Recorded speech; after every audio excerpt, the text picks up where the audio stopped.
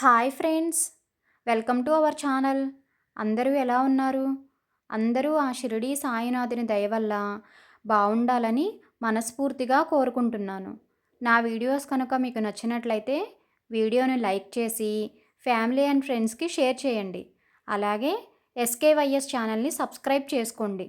మనం నిన్నటి వీడియోలో ఆ బాబావారి ఊదీ మహిమల గురించి కొన్నిటిని చూసాం కదా.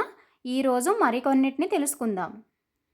ఒక్కొక్కసారి బాబా భక్తుల దగ్గర ఊది లేకపోయినా సరే బాబా ఆశీర్వాదముతో బాబాపై నమ్మకం విశ్వాసం ఉంచి మట్టితోనైనా అగరబత్తి బూడిదతోనైనా కూడా వారి వారి వ్యాధులను నయం చేసుకునేవారు. దానికి కావలసింది ఆ బాబావారి పూర్తి ఆశీర్వాదము, అలాగే మనకు బాబావారి మీద పూర్తి నమ్మకము విశ్వాసము మాత్రమే. ఇక ఈరోజు వీడియోలోకి వెళ్ళిపోదాం. డాక్టరు గారికి బాబా వైద్యము ఎలా చేశారో తెలుసుకుందాం. బాబా ప్రియ భక్తులలో డాక్టర్ పిళ్ళే ఒకడు. బాబా అతనిని బావు అని పిలుచుచుండెడివారు. ఒకసారి ఆ డాక్టరు నారీ పుండుతో బాధపడెను. ఆ బాధ భరించలేక, నా ఈ బాధ దుర్భరముగానున్నది, దీనిని రాబోయే 10 జన్మలకు పంచిపెట్టుము అని బాబాకు కబురు చేసినాడు. అది విని బాబా హృదయము దయతో ద్రవించిపోయినది. వానినిక్కడకు తీసుకుని రండు, నేను నయము చేసెదను అనినారు. మిత్రులందరూ కలిసి డాక్టరును తెచ్చి బాబా ఎదుట కూర్చుండబెట్టిరి. అప్పటికే డాక్టర్ పిళ్ళే పుండుపై కట్టు కట్టి ఉండుటతో బాబా ముందర ఆ కట్టుము విప్పుము, లేనిచో చచ్చెదవు.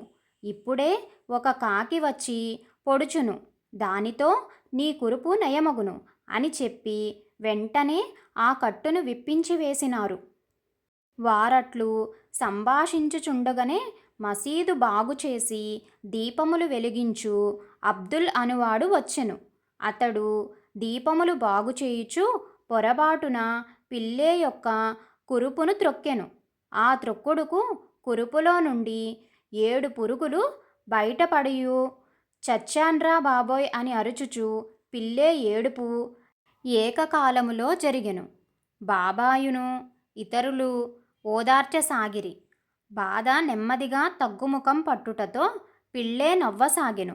అది చూచి బాబా, హమ్మయ్య, మన బావు నవ్వుచున్నాడు, అనగా జబ్బు కుదిరినన్నమాట అని తానును నవ్వసాగిరి.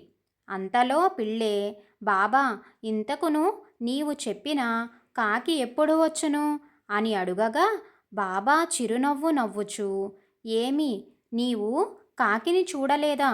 అబ్దులే ఆ కాకి. నీవు పోయి వాడాలో విశ్రాంతి గొనుము. 10 రోజుల పాటు పుండుపై ఊదీర్వాయుము. ఊదీని నీటితో కలిపి లోపలికి పుచ్చుకొనుము అని సలహా ఇచ్చినారు. పిల్లే అట్లే చేయగా సరిగ్గా 10 రోజులలో పుండు పూర్తిగా మానిపోయినది. అలాగే మరి ఒక వైద్యం గురించి తెలుసుకుందాం. 1904-5 ప్రాంతముల నందు నానాసాహెబ్ చాందోర్కరు షిరిడీకి 100 మైళ్ళ దూరాన గల జామ్నేరులో మామలత్దారుగా నుండెను.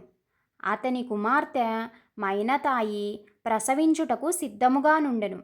కానీ ఆమె పరిస్థితి బాగులేదు. ఎన్ని రకముల మందులు వాడినను ఫలితము లేక చాందోర్కరు బాబానే శరణు కోరి ప్రార్థించసాగెను. షిరిడీలో రాంగిర్ బువ అను సన్యాసి కలడు. బాబా మాత్రం అతనిని బాపూగిర్ బువ అనడివారు. అతడు జలగాం వెళ్ళుచుండగా బాబా అతనిని పిలిచి మాధవ అడ్కర్ రచించిన హారతి పాటను, ఊదీ ప్రసాదమును ఇచ్చి జామ్నేరులోని చాందోర్కరునకు అందజేయమనెను. తన వద్ద జలగాం పోవుటకు మాత్రమే ధనము కలదనియు, అటుపై 30 మైళ్ళ దూరముననున్న జామ్నేరు పోవుటకు పైకము లేదనియు బువా చెప్పెను. అన్నీయు వాటికి అవే సమకూరును. నీవు బయలుదేరుము అని బాబా అతని త్వరబెట్టి పంపినారు. బాబాపై విశ్వాసముతో బయలుదేరిన రాంగీర్ బువ రాత్రి 2:30 గంటలకు జలగాం చేరెను. ఇంకా అతని వద్ద 2 అణాలు మాత్రమే ఉండెను. వానితో జామ్నేరు పోవుట ఎలానా అని ఆలోచించుకొనుచుండగానే ఒక బాంట్రోత్తు బాపూగీర్ బువా ఎవరు అని అరుచుచు వచ్చుచుండెను. బువ అతనికి ఎదురు వెళ్ళి తానే బాపూగీర్ బువా అని చెప్పగా ఆ బంట్రోత్తు చాందోద్కర్ అతని కోసమే టాంగానిచ్చి పంపినాడని చెప్పెను. ఇద్దరును టాంగాలో బయలుదేరినారు. ఉషఃకాలమగు సరికి టాంగా జామ్నేరు పొలిమేర చేరినది. బాపూగిర్ బువ టాంగా దిగి లఘుశంక తీర్చుకొనుటకై చాటుకుపోయినాడు. అతడు తిరిగి వచ్చుసరికి టాంగా గాని బాంట్రోత్ గాని ఎవరునూ కనబడలేదు.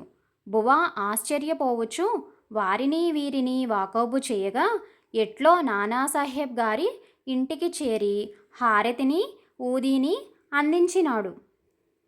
అప్పటికే మైనతాయి ఆరోగ్యము అధ్వాన స్థితిలోనున్నది.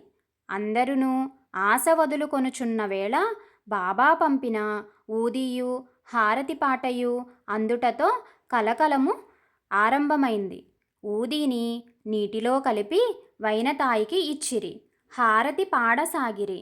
అతి స్వల్పకాలములోనే సుఖముగా ప్రసవము జరిగినది. మైనతాయి కూడా క్షేమముగానున్నది. ఆ శుభవార్త వినిన పిదప బువా తనకు సెలవు ఇప్పించవలసినదిగా నానాసాహెబ్ను కోరుచు రాత్రి టాంగా పంపినందులకు కృతజ్ఞతలు చెప్పెను. అది విని నానాసాహెబు ఆశ్చర్యపోయెను. బువా రాక గురించి తనకు తెలియదనియు తానెటువంటి టాంగాను పంపలేదనియు చెప్పుటతో అది బాబా లీలగా గుర్తించిన బువ భక్తుల పట్ల సాయి వాత్సల్యమునకు చెలించిపోయినాడు. బంట్రోతు గుర్రము టాంగా దానిని తోలువాడును సమస్తమును బాబాయే అని చెప్పనవసరం లేదు కదా.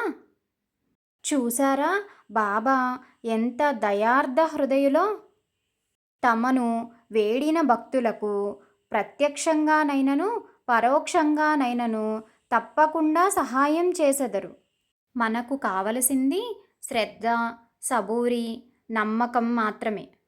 సర్వాంతర్యామియగు ఆ సాయినాథుడు మనయందు కూడా ఉండి మన కష్టాలలో కూడా మనల్ని ఆదుకుంటూ ఉండాలని మనస్ఫూర్తిగా కోరుకుంటున్నాను. ఓం సాయిరామ్. ఓం శ్రీ సాయినాథాయ నమః.